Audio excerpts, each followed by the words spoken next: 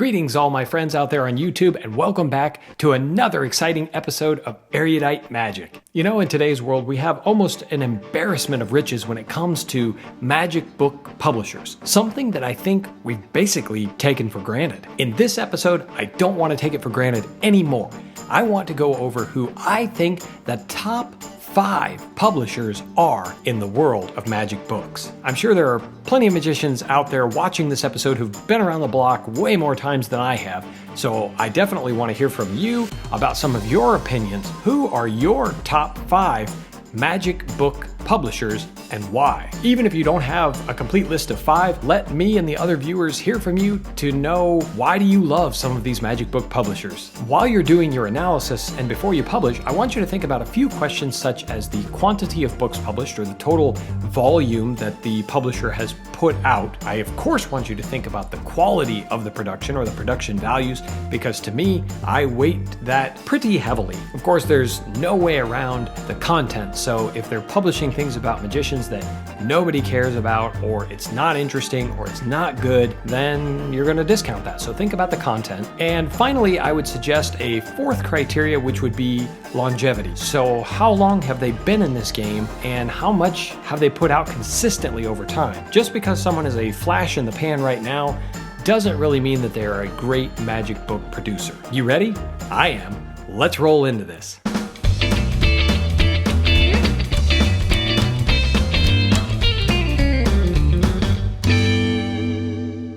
When I was evaluating this, like I said at the beginning of the episode, it's just such an embarrassment of riches. There are so many great publishers, especially today, because you have so much of the history that's been preserved. Some of the companies aren't really in business anymore, but you still have books out there by L&L Publishing, some old stalwarts like Magic Incorporated, the Ireland Magic Company. You have H&R Books, MC Magic Words, Blue Bike Productions, which is David Regal's own publishing, Kaufman Co, Vanishing Ink, EZ Magic, The Miracle Factory, Squash Publishing. The list goes on and on and on. All of them have published some great books of one kind or another, and it's up to us to decide who gets to be in the top 5. We're going to work our way backwards from number 5 up to number 1 to, of course, dramatically build the suspense. Candidly, between you and I, number 5 was probably the hardest decision I had to make, because it means I had to leave someone off the list at this point. So my number 5 may be slightly controversial, but I'm giving it to Gabe Fajuri and Squash Publishing. Squash Publishing has been around since 2003 and is based out of Chicago. So why is Squash Publishing number 5, you might ask? On the positive side of things, it's because they print some absolutely gorgeous books, and it covers such a wide variety of subject matter. Of course, they have books about tricks like Handsome Jack, etc., Destination Zero. You have Mentalism with Unreal by Bruce Bernstein, a collection of all of his previous books and writings, and all of them are impeccably produced. There may be some softbounds, but I have only hardbounds from Squash Publishing, and I've met Gabe. He is an incredibly nice guy who does some really great work that we should all support. By the way, stay tuned for his latest book, John Fisher's Heroes of Magic, which will be coming to Erudite Magic very soon. So stay tuned for that. You won't want to miss it. It is an absolutely lovely book. What I think is just so delightful about Squash Publishing is that they don't stop at just books about tricks. They also publish these gorgeous books filled with magic history and telling the tales that deserve to be told about bygone eras of magicians. If you guys have been watching for any length of time, you know that I absolutely adore magic history, so Squash was an easy choice for me at number 5. Why do they not come in higher than number 5?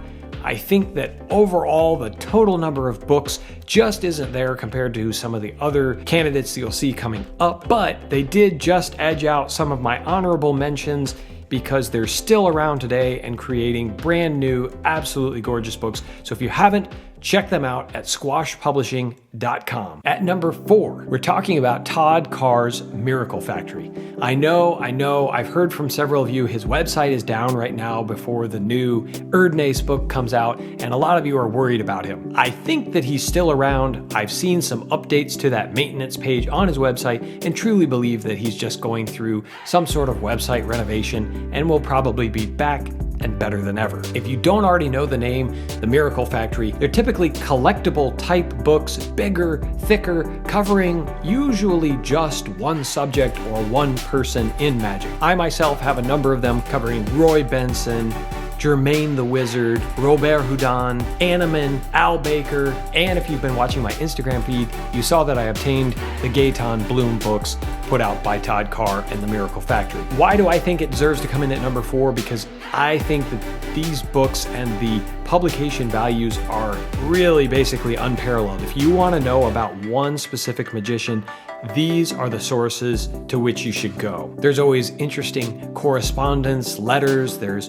old pictures of them, there's history about where they came from, how they grew up into magic, stuff about their act, and of course, if they've published books, usually all of their previous publications are included there in the Miracle Factory volume about them. I don't know if you've picked up on it yet, but there's kind of a theme here that when you have a mashup of history and learning about new magic tricks, that's right up my alley, and so that's always going to rank very highly for me.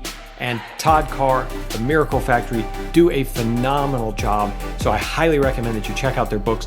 They are fairly pricey. A lot of the books retail for $150. I shopped around for deals on some of them, although there were others that I had to acquire at full price in order to get them. If you like Miracle Factory books, or you think you might like Miracle Factory books, stay tuned because I believe Don and I will be doing a joint review of this sometime while we're at Magi Fest, and I haven't decided what the format exactly will be, but there may be a chance for some of the fans of Erudite Magic to be involved in that review, so be sure to stop by Don's booth if you're going to be at Magi Fest. He will have copies of the Gaetan Bloom book there, so if you haven't seen a Miracle Factory book in person, that would be a great time to check it out. Speaking of Don's Magic and Books, he is sponsoring this episode, and he is going to provide a 10% off coupon this week by using 5pub at checkout. This coupon will be good for saving 10% site-wide unless something is specifically marked that it is excluded from the sale. But if you've been thinking about picking up a new book,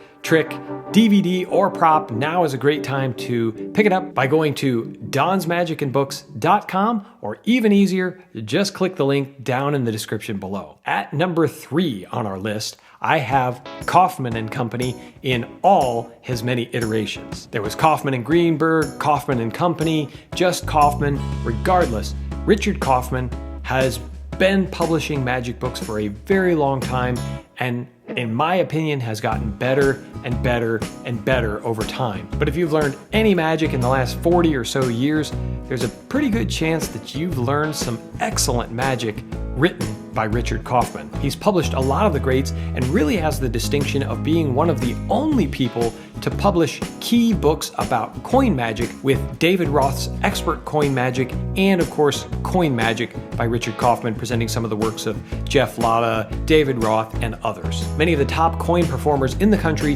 believe that you should start with Bobo and then progress yourself to Coin Magic and Expert Coin Magic. But beyond just the coin magic aspect of what he's given to the magic community, he has many beautiful books covering a variety of subjects: card magic, close-up, mentalism, and he has typically written and illustrated all of them himself, in addition to publishing Genie magazine. He has slowed down a bit in later years, but I think we can forgive him a little bit because after 40 years, his quality has just gotten better and better and better, so I can understand that it takes longer to write the books. But if you don't already know Kaufman books, it would behoove you to check them out. Sadly, a number of them are out of print, but there are many copies out there in the secondary market, and I don't know if Mr. Kaufman will be republishing any of them, but certainly feel free to check with him, and then of course check Don's for any books that he won't be republishing or aren't currently available. At number 2 is a name I don't think will surprise anyone who has bought books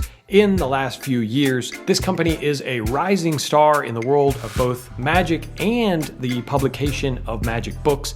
I'm of course referring to Vanishing Ink. Joshua J. and Andy Gladwin, the two founders of Vanishing Ink, have always had a strong push for delivering quality books to magicians. I think that both of them firmly believe in the power of the written word, and they've put their money where their mouth is by publishing some of the best books in the last few years. Now, they've been publishing for a number of years, and things have changed slowly over time, but they put out some high quality, affordable books, and they always find some interesting subject matter and interesting ways to present those books. I probably don't have to run down the list for you of the different books that they've put out. No doubt you have some on your own shelf, but they've paired up with so many great creators to put out some fantastic books about all different kinds of subjects. You can get the Peter McCabe books on scripting magic.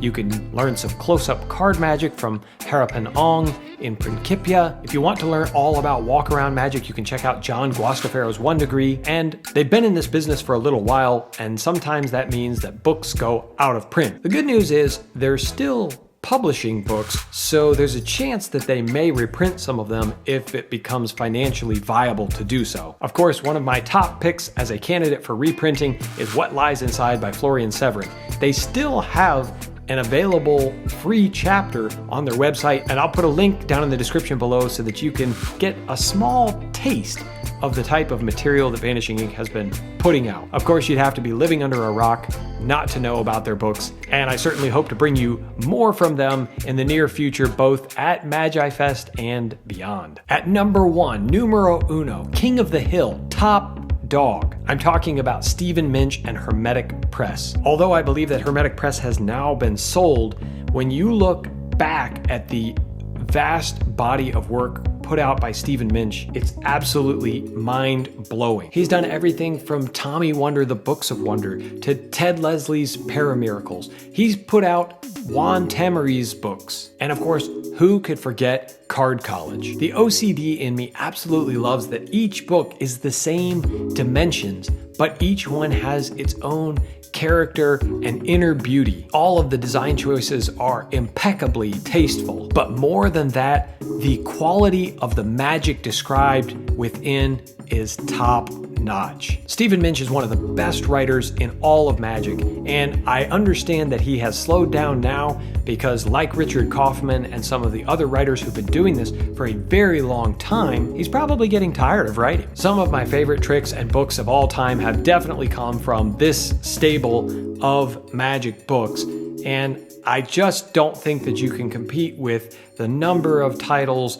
the amount of time he's been doing this since the early 90s, the high quality of everything there, and of course, the talent, the content, the magic. So that's it. That's my top 5. In my head, there are a couple of names that didn't make the list right away that I'm sure people will think about. L&L Publications and H&R Magic Books. Those are 2 that I really thought very long and hard about whether or not they belonged on my top 5, and ultimately just decided that they weren't quite as good as the names that I put on my top 5. But if you disagree, hey, love to hear from you down in the comments below. Let's have a great conversation about magic books, because ultimately that's what this channel is all about, having an intelligent discussion about magic books. That's what I've got for you this week. I hope you had a blast like I did going through these magic books.